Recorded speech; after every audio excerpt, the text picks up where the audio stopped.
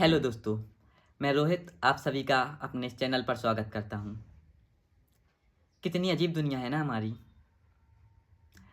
जब कोई अमीर आदमी छोटा सा काम क्या कर दे, लोग उसको डाउन टू अर्थ बोलने लगते हैं। और जब कोई आदमी जिसके पास रहने खाने के लिए कमी है, वो मेहनत मजदूरी करे, अपने परिवार का पेट पाले, तो लोग उसको गरीब कहकर चिढ़ाते हैं।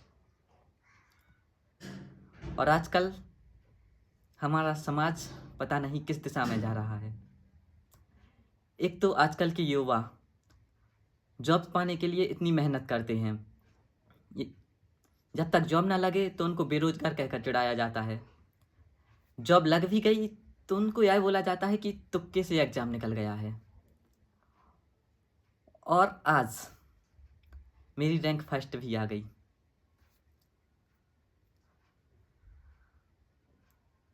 तो लोग कमेंट कर रहे हैं, कमेंट सेक्शन मेरा भरा पड़ा है कि भाई क्या तेरे को 15 लाख नहीं मिले, कि तुमने जो इतने सारे टीचर्स का नाम बता रखा है, क्या तुझको 15 लाख नहीं दे रहे हैं क्या टीचर्स। मैंने एक पोस्ट डाला था कि यदि आप लोग जानना चाहते हैं कि मतलब जीके किस तरह से पढ़ी, स्ट्रेटजी वगैरह, तो मतलब कुछ चुनिंदा कमेंट्स को छोड़ दें तो भाई साहब मतलब लोग भरे पड़े हैं कि वो यही पूछ रहे हैं कि भैया भाई तुझने किस टीचर से कितने रुपए ले रखे हैं। खैर, पहले तो मैं इस सब की चिंता करता रहा कि इनको क्या जवाब दूं। तो सीधी सी बात है कि आप सोसाइटी को कभी सेटिस्फाई नहीं कर सकते, रैंक वन लाकर भी नहीं। तो उसको हटाते हैं। बाकी मैंने थोड़े से कमेंट्स पढ़े और बाकी मैंने चैट जीपीटी से क्वेश्चंस ढूंढे, क्योंकि मुझे क्वेश्चंस तक नहीं मिले जो मैंने पूछा था कि स्ट्रेटजी किस तरह से बनाएं। तो काफ़ी मेहनत करने के बाद मैंने इतने नोट्स बनाए हैं, देखिए। फिर इन्हीं में से आप सभी के लिए मैं बताने वाला हूं कि जी के जीएस के लिए क्या प्रॉपर स्ट्रेटजी रह सकती है। तो चलिए स्टार्ट करते हैं अपनी जर्नी को। तो शुरुआत होती है मेरी प्रिपरेशंस की 2023 अगस्त से। मैं बैच करता हूँ। मैंने सर्च किया यूट्यूब पर कि मुझे कोई फ्री बैच मिल जाए जिससे मैं जी के जीएस कंप्लीट कर सकूं। 2023 का टाइम था। एक पुराना बैच डला हुआ था, RWA का चयन बैच। उससे मैंने अपनी प्रिपरेशन स्टार्ट की। करीब 4-5 मंथ तक मैंने उससे पढ़ा, उसके प्रॉपर नोट्स बनाए और लगभग दिसंबर तक के एंड तक वो नोट्स कंप्लीट हो गए। 1-2 मंथ्स उनका रिवीजन किया। और आजकल सबको प्रूफ चाहिए पड़ता है ना, ये प्रूफ है नोट्स का। RWA वाले नोट्स हैं ये। इसके बाद क्या होता है, मुझे पता चलता है परमार सर का फरवरी मार्च के टाइम। तो एक्चुअली मैं इंग्लिश मीडियम से था। तो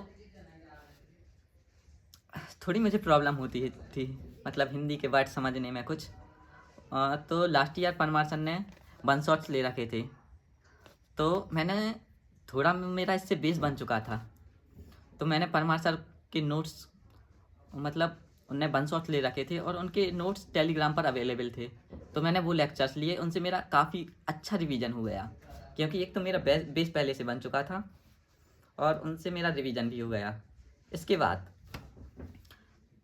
शायद मई में परमार सर ने एक फ्री रिवीजन बैच यूट्यूब पर स्टार्ट किया, वो भी मैंने कंप्लीट किया। काफ़ी अच्छा रहा वो, मतलब उन्होंने माइंड मैप्स के ज़रिए बहुत अच्छे से चीज़ों को डिटेल में समझा रखा था। मतलब ज़्यादा बड़ी वीडियो भी नहीं होती थी और अच्छे से कवर भी हो जाता था। तो इतना ही मैंने किया। और PYQ सीरीज़ 2 थी जो लास्ट ईयर सर ने करवा रखी थी, मतलब जब मैं प्रिपरेशन कर रहा था उससे 1 साल पहले। तो मैंने उसके नोट्स को रिवाइज किया केवल, क्योंकि मैं उनकी सारी वीडियो जो CHSL प्री का एग्ज़ाम था उससे पहले मैं कवर नहीं कर सकता था, तो उसको रिवाइज किया मैंने। खैर, मैंने सीरियल बाकी के लिए PYQ सीरीज़ 3 को बिल्कुल प्रॉपर नोट्स बनाए और उनका इतनी मल्टीपल रिवीजन किया कि मतलब मुझको एक एक लाइन बिल्कुल सब कुछ लाइन हो रखा था PYQ सीरीज 3 का। खैर ये रही मेरी जर्नी। बाकी आपके लिए मैं डिटेल में बताने वाला हूँ कि आप क्या कर सकते हैं अपने लिए। तो सबसे पहले स्टार्ट करते हैं कि फॉलो क्या करें। तो मैं आपको बता दूं कि आप कोई भी सोर्स फॉलो करिए जो हाँ आपको समझ में आ रहा है।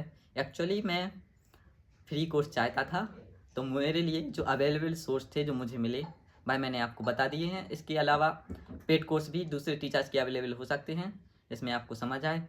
लेकिन जो सोर्स है ना SSC एग्ज़ाम्स के लिए, भाई एक तो होना चाहिए कि भाई एग्ज़ाम ओरिएंटेड हो, कंसाइज हो, मतलब जिससे आपको शॉर्ट में मतलब कोर्स हो जो जीके का लगभग 4 से 5 मंथ में कंप्लीट हो जाए, जिससे आपके प्रॉपर नोट्स हो जाएं, नोट्स भी बन जाएं। तो और बात करें कि मैं कैसे लेता था लेक्चर्स, लाइव या रिकॉर्डेड। तो मैंने जितने भी लेक्चर लिए हैं अभी तक, बाई चांस ही हुआ हो कि मैंने लाइव क्लास में गया हो। मैं तो ज़्यादातर है तो मैंने रिकॉर्डेड ही स्टडी किया है। बाकी मैंने बहुत सारे क्वेश्चंस बना रखे हैं, कुछ खुद से बनाए, कुछ ChatGPT से पूछे। आप लोग तो क्वेश्चन पूछने वाले हो नहीं, आप लोग को तो मतलब कुछ और ही सवाल हैं। खैर कोई नहीं, पढ़ने वाले स्टूडेंट्स के लिए मैंने काफ़ी मेहनत कर रखी है। चलिए साझा करते हैं। तो चलिए मैं फिर आपको बताता हूँ एकदम डिटेल्ड वे में कि क्या कितना एफिशिएंट हो सकता है, क्या मैंने किया, क्या आपको करना चाहिए और वगैरह वगैरह। तो चलिए स्टार्ट करते हैं। एक तो मैंने सामने इतना सारा नोट्स बना रखा है, मैंने 2 दिन में किया है लास्ट, कि आप लोगों के लिए जो भी पहुँचे वो एकदम एफिशिएंट रहे। तो सबसे पहले स्टार्ट करते हैं टीचर्स, जो फ्री टीचर्स हैं अवेलेबल, जो मुझे अभी तक पता है RWA और परमार सर जो यूट्यूब पर अवेलेबल हैं। तो RWA का चयन बैच 2022 का था, और इसके बाद कुछ उन्होंने इसके 2023 में शायद वन शॉट्स वगैरह डाले थे, वो मैंने ज़्यादा नहीं किए हैं RWA के। और पेड भी था शायद अभी 2024 का, वो मैंने ज्वाइन नहीं किया था। परमार सर के बारे में बात करें तो FRP डली है उनकी 2022 के PYQ 2 सीजन, PYQ 3 सीजन और 100 क्वेश्चंस के वन शॉट। और बाकी परमार सर का भी पेड कोर्स मैंने नहीं ले रखा है, तो मुझे उसके बारे में ज़्यादा जानकारी नहीं है। बाकी बात करूँ तो मैंने PYQ सीरीज़ 3 उसके तो नोट्स बनाए ही थे। इसके साथ ही मैंने RWA के नोट्स बनाए थे जो मैंने आपको दिखा दिए हैं, ये इसी कॉपी में है। और इसके साथ ही मैं आपको रियलिटी बताऊं तो मैंने नायक सीरीज जो नवीन सर ने स्टार्ट की थी उसके भी नोट्स बनाए थे, और उसके मैंने टोटल नहीं लेक्चर लिए थे, 18 लेक्चर लिए थे। उसके नोट्स ये रहे, मतलब वीडियो पॉज करके दिख जाएंगे आपको यदि कुछ चेक करना हो तो। एंड परमार सर की PYQ सीरीज़ 3 उसके नोट्स ये रहे। अब आप लोग प्रूफ मांगते हो ना, तो मुझको ये दिखाना पड़ रहा है।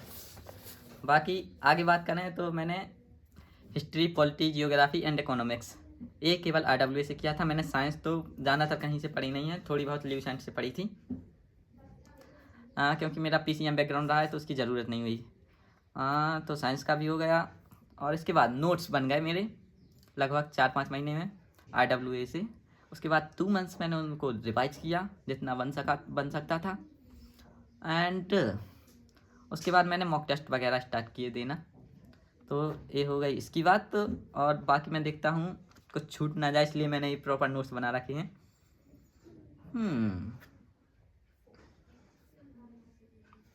ओके, इसके बाद समथिंग जो आपके प्रिपरेशन में 4 चांद लगा सकता है वह है, मैंने टेलीग्राम ग्रुप पर परमार सर का एक जो होता है ना क्विज वाला अलग से एक चैनल है, वो मैंने टेलीग्राम पर ज्वाइन कर रखा था। उससे काफ़ी मदद मिलती है, मतलब पेपर्स में एज इट इज क्वेश्चन उससे आ जाते हैं। वो उसमें PYQs के ही मतलब कोई डालते हैं, तो उससे एज इट इज क्वेश्चन आपको मिल सकते हैं पेपर्स में, तो वो भी मैंने कर रखा था। इसके बाद मैं बात करूँ मॉक्स की, तो मॉक्स काफ़ी मदद करते हैं। यदि आप PYQ, CHSL, CGL और यहाँ तक कि जो भी पेपर अदर्स पेपर SSC करवाती, मतलब जो TCS करवाती है, उससे कर लेते हैं तो बहुत ज़्यादा मदद मिलती है आपको एग्ज़ाम्स में, और उससे आपका स्कोर काफ़ी बूस्ट होता है, इम्प्रूव होता है। तो जहाँ मैं स्टार्टिंग में मॉक्स में मेरे बहुत कम मार्क्स, यहाँ तक कि 20 के करीब आया करते थे, बाद में वो बूस्ट होकर धीरे धीरे 30-40 तक आने लगे। और अभी बता दूं कि मेरे जो रियल एग्जाम मेंस हुआ CHSL में, उसमें 54 मार्क्स हैं और मैंने 20 में से 18 क्वेश्चन किए थे और जो 18 क्वेश्चन हैं वह सारे के सारे करेक्ट हैं। और प्री में भी मेरे सॉरी वो मुझे अभी आइडिया नहीं कितने थे। इसके बाद बात करूँ तो मॉक्स में मेरे जो सबसे कम स्कोर रहा है GK GS का, वह है 6 मार्क और हाईएस्ट रहा है वह है 50 मार्क्स। और ये मैं बिल्कुल रियल बोल रहा हूँ, मेरा एक एग्ज़ाम में आया था, एक मॉक में, तो मैं मॉक्स तो करीब 200 के करीब दे चुका हूँ, तो एक में मेरे 50 मार्क्स भी आए हैं और लोएस्ट 6 मार्क्स भी आए हैं। तो ये सबके साथ होता है। और मैं RWA से परमार सर पर शिफ्ट हुआ, तो क्या RWA परफेक्ट नहीं है? तो ऐसा बिल्कुल भी नहीं है। एक तो मैं इंग्लिश मीडियम से हूँ, तो मुझे थोड़ी प्रॉब्लम होती है समझने में, और थोड़ी सी प्रॉब्लम RWA में है कि थोड़ा जो उन्होंने जो कोर्स दे रखा है वह सफिशिएंट से बहुत ज़्यादा है थोड़ा, तो उसको कवर करने में प्रॉब्लम होती है, मतलब आप रिटेन नहीं कर सकते। मैंने जो नायक सीरीज़ कर रखी थी नवीन सर के द्वारा, मैंने पूरी तो नहीं की, ना ही मैं ऐसा झूठ कहूँगा क्योंकि मैंने 18 लेक्चर लिए और उनके नोट्स बनाए, लेकिन वो मैंने रिवाइज एक भी नहीं किए। क्या था ना, वो बहुत ज़्यादा है, मतलब जितना बच्चे रिटेन नहीं कर सकते उतना, और वो मैं भी नहीं कर सकता था, इसलिए थोड़ा ज़्यादा हो गया है। और यदि सर से बात होती है तो मैं ज़रूर उनको ये बात बताऊंगा, और यदि सर भी देखते हैं तो इनको नेगेटिव नहीं लें कृपया। जो है सो है। बाकी RWA के साथ है कि वो इंग्लिश मीडियम वाले बच्चों को, खैर वो इंग्लिश में भी बता देते हैं, तो उतनी प्रॉब्लम नहीं होगी, जहाँ तक है थोड़ी बहुत हो सकती है साउथ वालों को। और भाई मैंने बताया, और इसके साथ एक छोटी सी प्रॉब्लम और है जो ज़्यादातर बच्चों के साथ नहीं होगी, कि आपको RWA में 4 टीचर्स 4 डिफरेंट कोर्स पढ़ाते हैं और परमार सर चारों अकेले पढ़ाते हैं। तो थोड़ी 4 टीचर्स के साथ ट्यूनिंग बिठाने में, और एक टीचर जब 4 सब्जेक्ट पढ़ाता है तो इस साइड थोड़ी परमार सर थोड़ा ज़्यादा अच्छे हो जाते हैं। और क्या मुझे RWA कोर्स करने से घाटा हुआ? तो बिल्कुल भी नहीं। उन्होंने कोर्स थोड़ा ज़्यादा करवा रखा है, बट कई बार ऐसे भी क्वेश्चन एक दो मैंने देखे हैं कि जो मैं पिछली याद कर चुका था, मतलब जब वो मैंने कोर्स किया था RWA वाला, तो वो उससे बन गए, बट परमार सर ने वो टच नहीं किया था। तो ऐसा बिल्कुल भी नहीं है कि वो बिल्कुल इरेलीवेंट है। बाकी परमार सर के बारे में देखें तो हिंदी मीडियम वालों के लिए प्रॉब्लम रहती है, मतलब बच्चे कमेंट, उनके सर के सेक्शन में भी कमेंट रहते हैं कि सर इंग्लिश मीडियम वालों की भी सुन लो थोड़ी। थोड़ी प्रॉब्लम होती है, बट मैं इंग्लिश मीडियम से था, सॉरी मैंने यदि बोल दिया हो इंग्लिश मीडियम, थोड़े हिंदी मीडियम वालों को प्रॉब्लम होती है, तो मैं इंग्लिश मीडियम से था, मुझे कोई प्रॉब्लम नहीं रही ऐसी। और कुछ बच्चों को ऐसा रहता है ना कि वो जब तक टीचर्स फेस दिखा के नहीं पढ़ाएं तो उनको समझने में थोड़ी दिक्कत आती है, तो ये थोड़ा सा प्रॉब्लम है परमार सर के साथ। मतलब उनसे बहुत ज़्यादा निवेदन है कि कृपया फेस रिवील कर दीजिए। अब तो मतलब 1 मिलियन से ज़्यादा सब्सक्राइबर हो चुके हैं आपके, तो इतना तो बनता है। और अच्छी चीज़ ये है, परमार सर ने आपको बता रखा है कि आपको एग्ज़ाम के टाइम प्रेशर कैसे हैंडल करना है, और आप एक्चुअल एग्ज़ाम हो तो उनकी एक चीज़ बताई गई चीज़ योग निद्रा बता रखा था। तो मेरी आँख ना, जो CHSL का एग्ज़ाम था वो ठीक रहा, और CGL के एग्ज़ाम में मेरी रात को 2 बजे आँख खुल गई। तो मेरा दिमाग ख़राब हो रखा था, नींद नहीं आ रही थी, तो फिर उनके द्वारा बताया गया योग निद्रा, वो मैंने फॉलो किया, ठीक रहा। बाकी परमार सर की जो पेड बैच है उसकी लाइव वीडियो यूट्यूब पर चलती हैं, जो परमार सर के बारे में थोड़ा एक टिक पॉइंट है। तो ये मैंने दोनों टीचर्स क्या RWA और परमार सर को थोड़ा सा कंपेयर कर दिया। उम्मीद है आपको समझ में आया होगा कि आपको कहाँ से करना है। तो क्वेश्चन आता है कि नोट्स बनाए या नहीं। तो देखिए, आपको प्रॉपर अपने हाथ से नोट्स बनाना है, क्योंकि जो आपके हाथ से नोट्स बनते हैं ना वो आपको प्रॉपर समझ में आते हैं। और इसके साथ ही आप जब आपका एग्ज़ाम पास आता है तो आप उन नोट्स से फास्ट रिवीजन कर सकते हैं, इसकी अपेक्षा कि आप वीडियो देखें। और पीडीएफ्स में यदि आप पीडीएफ से पढ़ते हैं तो उसमें एक प्रॉब्लम आती है कि आप नोट्स में ऐड ऑन नहीं कर सकते हैं बाद में। तो यदि आप हाथ से बनाते हैं तो बाद में ज़रूरत पड़ती है तो उनको अपने हिसाब से मॉडिफाई भी कर सकते हैं। तो मैंने IWA के नोट्स बना रखे थे और इसके साथ ही PYQ सीरीज़ 3 के भी प्रॉपर नोट्स बना रखे हैं। और अगला क्वेश्चन है कि लगभग तो आपको नोट्स बनाने में समय लगेगा होगा लगभग 4 से 5 मंथ्स, और बाद में आप उसमें अपना टाइम बिल्कुल मल्टीपल रिविजन्स के लिए उसमें अपना टाइम दे सकते हैं। और अगला क्वेश्चन है कि जीएस का सबसे टफ क्वेश्चन कौन सा लगता था आपको? तो इसका आंसर है कि पूरी जीएस मुझको टफ लगती थी। खैर बाद में थोड़ी परमार सर से पढ़ने के बाद थोड़ी बहुत सरल लगने लगी, लेकिन फिर भी टफ तो मुझको फिर भी लगती थी। तो आपने उसको रिटेन कैसे किया, ये नेक्स्ट क्वेश्चन है। तो नवीन सर ने बता रखा था स्कैन थेरेपी, स्कैन थ्योरी जो भी बोलें, तो उसमें उन्होंने बता रखा था कि आपको एक पेज पढ़ना है, आंखें बंद करनी है और मन में उसको फिर से पूरा जैसा रखा है उसको रिवाइज करने की कोशिश करना है। और बाकी परमार सर इन्होंने बता रखा था कि आपको मल्टीपल रिवीजन करना है, तो मैंने दोनों को यूज किया और हेल्पफुल रहा सब कुछ। और नोट्स तो सेल्फ से बनाना है, ये हो गया है। नेक्स्ट क्वेश्चन, क्या जीके के मॉक्स लगाएं और कब से लगाएं? तो यदि आपका 50 से 60% सिलेबस हो जाता है जीएस का तो आपको लगाना स्टार्ट कर देना चाहिए। और मैं अभी भी बोल सकता हूँ कि मेरा जीएस 100% कंप्लीट नहीं है, और ना ही वह कभी होगा, ना ही किसी का रहा है। तो ऐसा बिल्कुल नहीं है कि आप मॉक्स बिल्कुल 50 से 60% सिलेबस होते ही लगाना स्टार्ट कर दें। और इसके साथ ही क्विज ग्रुप जो टेलीग्राम पर बने रहते हैं अक्सर, उसमें क्वेश्चन आते हैं, आंसर आपको टिक करना होता है। भाई आपको मेन एग्जाम में हेल्प करता है, परमार सर का बना हुआ है चैनल, आप ज़रूर ज्वाइन करें। यदि और कोई भी है तो उसको ज्वाइन कर सकते हैं। और सोर्सेज कौन से फॉलो करें? तो मैं फ्री कोर्सेज के बारे में बता चुका हूँ और इससे ज़्यादा मुझे अभी पता नहीं है फ्री कोर्स के बारे में, पता चलेगा तो ज़रूर बताऊँगा।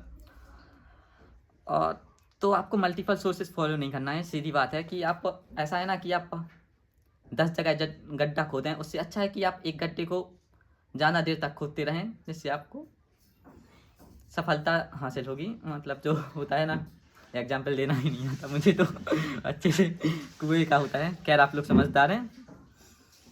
अगला क्वेश्चन, क्या PYQ रिलेवेंट होते हैं? तो भले ही कोर्स जितना चाहे मतलब जौन चाहे नया जो भी लेता है एग्ज़ाम TCS की जगह और कोई आता रहे, तो PYQ हमेशा रिलेवेंट रहेंगे और वह आपको लास्ट 3 से 4 ईयर्स के कंप्लीट करके बिल्कुल रट के ही रखना है। रिकॉर्डेड और लाइव, तो रिकॉर्डेड इसमें मैं बता चुका हूँ। रिवीजन कैसे करें? तो रिवीजन आपको क्या करना है कि फास्टली करना है, बहुत फास्ट रिवीजन भाई। मतलब आप लोग भले ही कम कैप्चर कर पाएँ, लेकिन आपको मल्टीपल रिवीजन करना है। जैसा परमार सर ने बता रखा था कि ज़्यादा से ज़्यादा बार रिवाइज करना है, भले ही आपको मतलब एक बार में कम कैप्चर कर पाते हैं। और फिर जैसा आपको अच्छा लगे, ये मेरा था। क्या यूट्यूब इनफ है जीके के लिए? ऑब्वियसली इनफ है। लैंग्वेज प्रॉब्लम्स होती है थोड़ी। किसके साथ होती है? परमार सर के साथ हिंदी मीडियम से वालों को होती है, IWA के साथ इंग्लिश मीडियम वालों को थोड़ी प्रॉब्लम हो सकती है। कितना समय दें? तो भाई जैसा आप तैयारी के स्टार्टिंग फेज में हैं तो मैं मानता हूँ आप बाकी के 3 सब्जेक्ट्स पहले स्ट्रॉन्ग करें, इसके बाद जीके को इनफ टाइम दें जितना आप दे सकते हैं। बाकी आप अपने हिसाब से दे सकते हैं, उसका कोई ऐसा सॉलिड रूल नहीं है। इसके साथ ही एक मोस्ट इम्पोर्टेंट थिंग है कि आपको ऑप्शंस से एलिमिनेट करना आना चाहिए। ऑप्शंस कैसे एलिमिनेट कर सकते हैं? तो इसके लिए एक परमार सर ने ही नेट टू सीरीज करवा रखी थी। आप इसमें 100% श्योरिटी के साथ नहीं लगा सकते हैं, लेकिन इसमें होता है कि एजुकेटेड गैस जो सर बोलते हैं, हेल्पफुल रही, बट CGL मेंस में नहीं रही उतनी ज़्यादा। तो ठीक है, आप लगाते हैं यदि जैसे ऑड वन आउट फाइंड करना, और जो सेम ऑप्शंस होते हैं वो करेक्ट नहीं होते हैं। और इसके साथ ही आप ऑप्शंस के साथ दूसरी चीज़ें जो आपको याद हैं उसके साथ भी कनेक्ट कर सकते हैं। और जब आप तुक्का लगाते हैं तो आपको खुद पर इतना विश्वास रखना है कि आप उसके बाद रिग्रेट नहीं करें यदि आपका गलत हो जाता है। तो सच बताऊं तो मैं CGL मेंस में 9 गलत क्वेश्चन टिक करके आया हूँ जीके में। दुख है क्या मुझे? हाँ थोड़ा बहुत है होना भी चाहिए। और अगला है क्या, जीएस पढ़ना।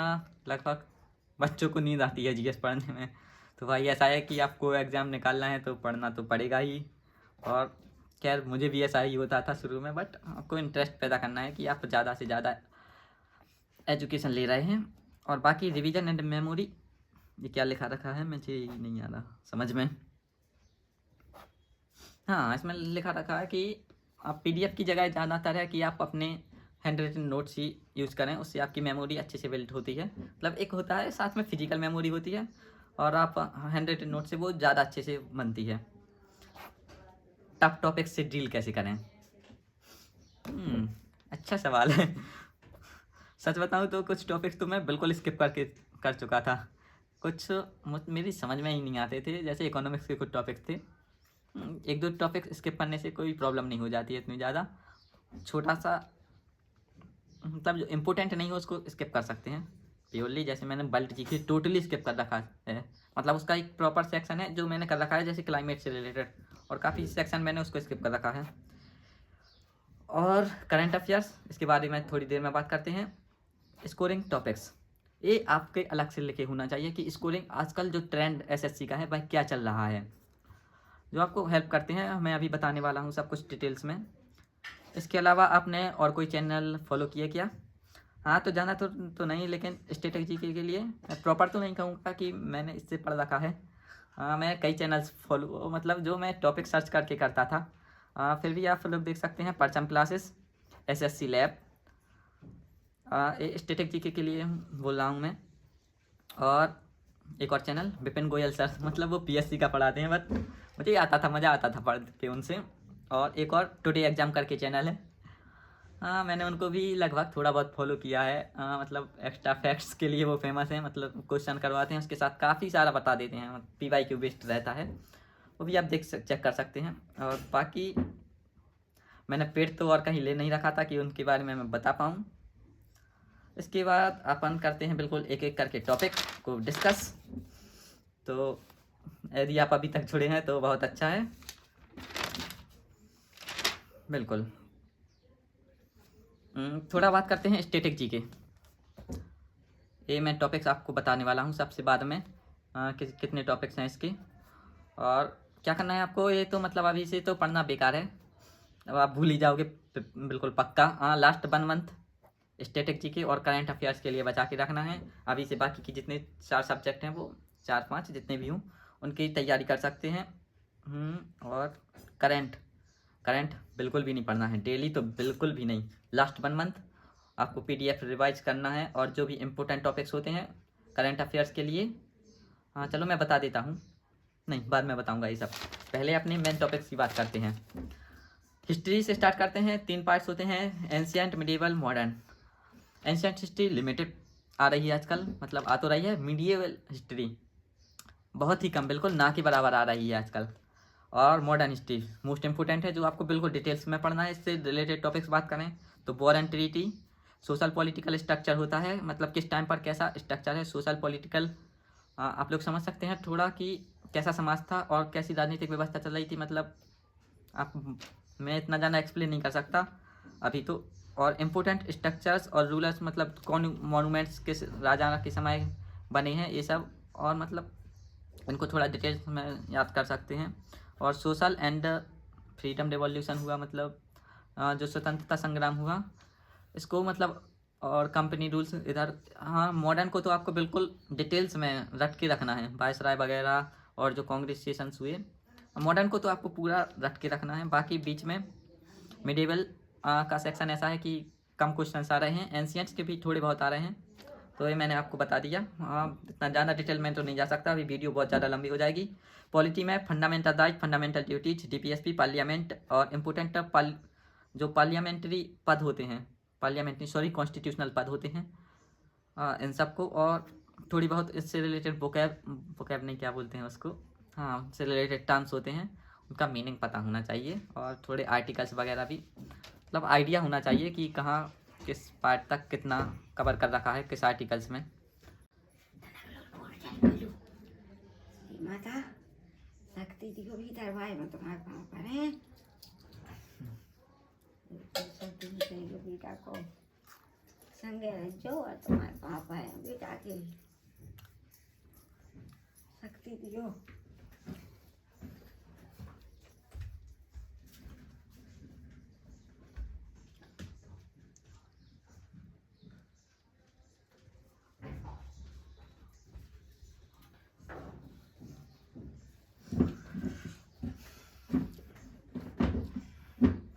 Next part okay okay. Next है जियोग्राफी पार्ट। आपको पढ़ना है क्या? क्लाइमेट, इंडिया और वर्ल्ड, इंडिया की location, geography, climate, geographic division, ये सब, और रिवर्स, डैम्स, पावर प्लांट्स और जो भी छोटे स्ट्रक्चर्स हैं इंडिया में, हिल्स वगैरह, national park, wild life sanctuaries, tiger reserves और मतलब जो वाइल्ड लाइफ हॉट स्पॉट क्या बोलते हैं उसको, ये सब आपको थोड़ा स्टेटिक का पार्ट हो जाता है पर आता जियोग्राफी के अंतर्गत है। तो ये आपको पढ़ के रखना है। सोलर सिस्टम से रिलेटेड और अर्थ के स्ट्रक्चर से रिलेटेड डिटेल्स वगैरह, जैसे आप लोग समझदार हैं, आप समझ सकते हैं। इकोनॉमिक्स में इंपॉर्टेंट्स हैं 5 year plans, population, unemployment, poverty, schemes, और इकोनॉमी रिलेटेड इंपॉर्टेंट टर्म्स होते हैं कुछ कैसे बताऊं मैं, जैसे इन्फ्लेशन वगैरह और भी होते हैं, मतलब कुछ बैंकिंग से रिलेटेड टर्म्स होते हैं, वो आपको कंप्लीट करके रखना है। और एनवायरनमेंट में इकोलॉजी, इकोसिस्टम्स और जो इंपॉर्टेंट टर्म्स उनकी डेफिनेशन वगैरह, फूड चेन, फूड वेब, इसकी थोड़ी डेफिनेशंस आना चाहिए आपको। और साइंस में इंपॉर्टेंट है डिस्कवरीज, इन्वेंशंस, उनके ईयर्स आजकल बहुत इंपॉर्टेंट हो चुके हैं। और कुछ इंपॉर्टेंट रूल्स होते हैं, मतलब जैसे लॉज होते हैं कुछ, ग्रेविटेशनल लॉ, और बाकी हाँ जो चार्ज से रिलेटेड होता है, अट्रैक्शन से रिलेटेड, और काफ़ी मतलब लॉज होते हैं फिजिक्स के, केमिस्ट्री के, उन सबको आपको डिटेल्स में रखना है। और बायोलॉजी मोस्ट इंपॉर्टेंट है, उससे सबसे ज़्यादा क्वेश्चंस आते हैं। Classification, human physiology, diseases, nutritions, इस आपको मतलब बिल्कुल रटे होना चाहिए ये सब टॉपिक्स। अब बात करते हैं करंट अफेयर्स। मैंने बिल्कुल करंट अफेयर भगवान भरोसे छोड़ के रखा था, और किस्मत अच्छी रखी, मैंने एक दो मतलब जहाँ जो सोर्स फॉलो किए थे उससे आ गए।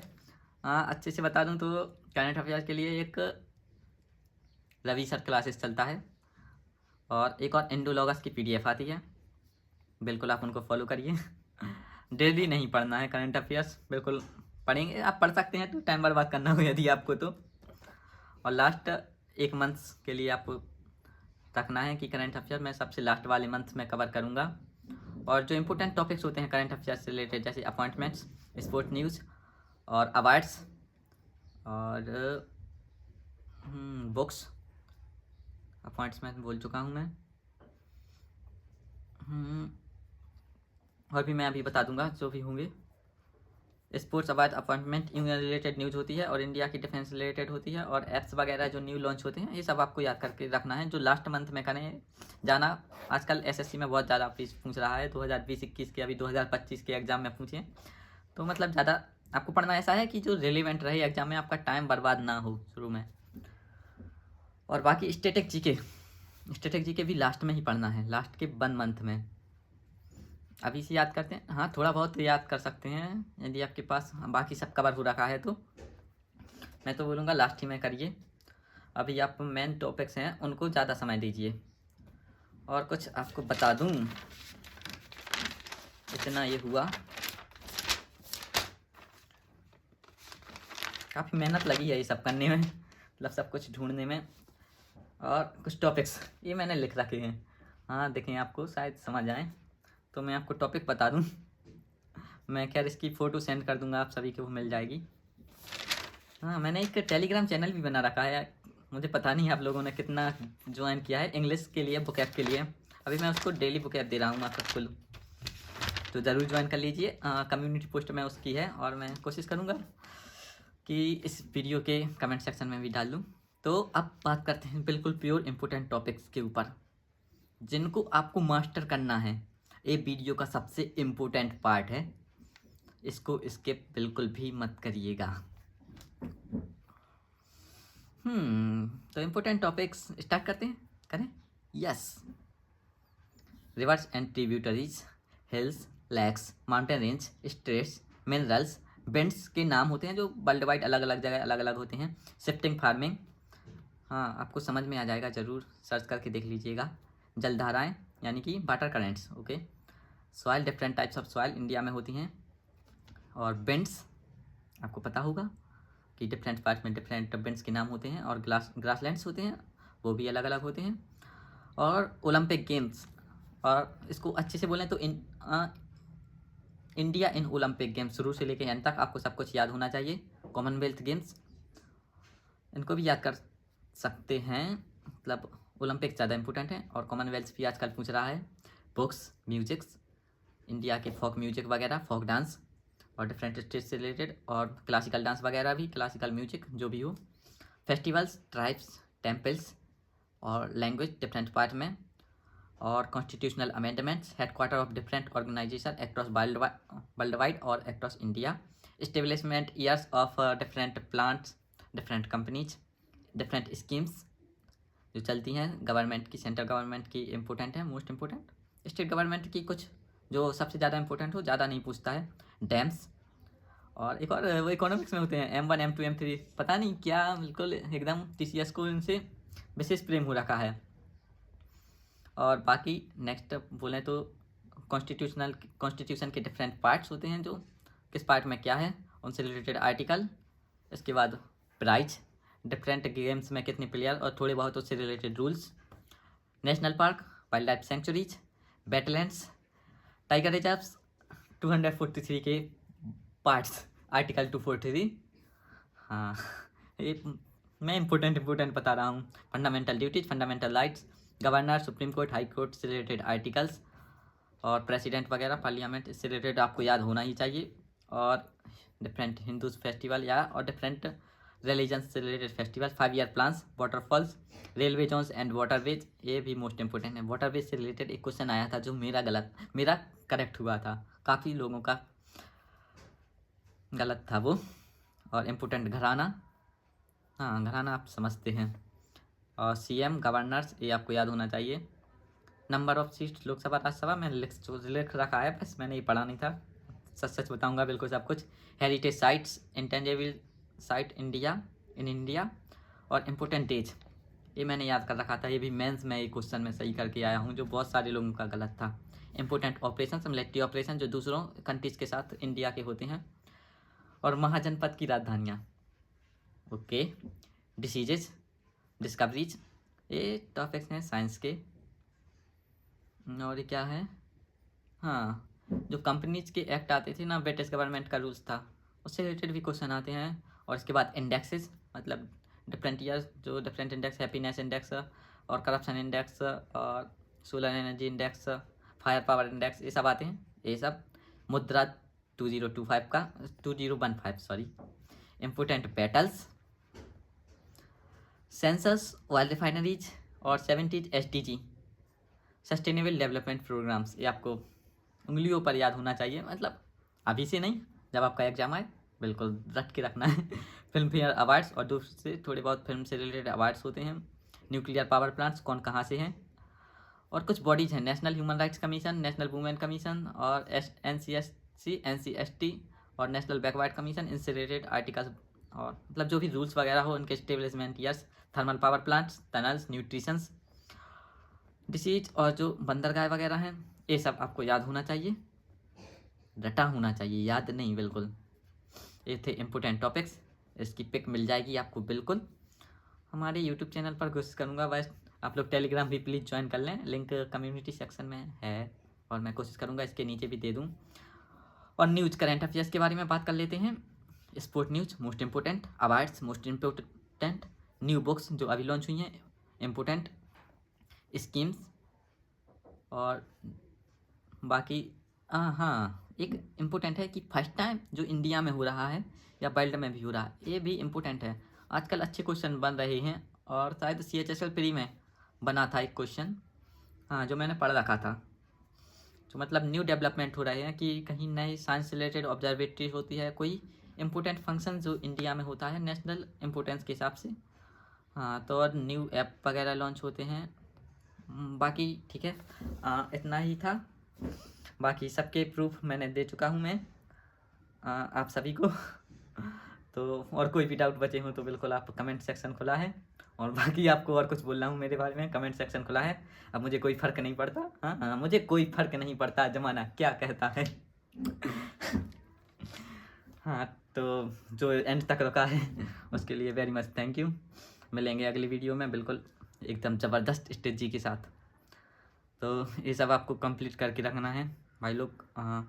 रैंक आप लोगों को लानी है, बिल्कुल 100% लानी है। हाँ, मैं 1 तो नहीं बोलूँगा, अंडर, हाँ आप लोग अपने हिसाब से रखते हैं। मैं तो पहले से विश्वास था मुझे कि रैंक आएगी, अंडर 100 आएगी, और थोड़ा बहुत सोचा था कि रैंक 1 भी आ सकती है। ओके, तो आज के लिए इतना ही, चलते हैं, बाय, टेक केयर, नमस्ते, राम राम, और के लिए थैंक यू। कमेंट कर दीजिएगा जो आपको बोला हूँ, आपका मन। और वीडियो कैसी लगी, काफ़ी मेहनत की है इसलिए इतना टाइम लगा बनाने में। आप लोग तो क्वेश्चन पूछेंगे नहीं, मुझे ChatGPT से पूछना पड़ता है कि भाई लोग के मतलब कि ये ChatGPT कि बच्चों को क्या क्या प्रॉब्लम हो सकती हैं मतलब जीके की स्ट्रेटजी में। हाँ तो खैर बाकी रहने देते हैं इतना ही। Bye, take care, thank you.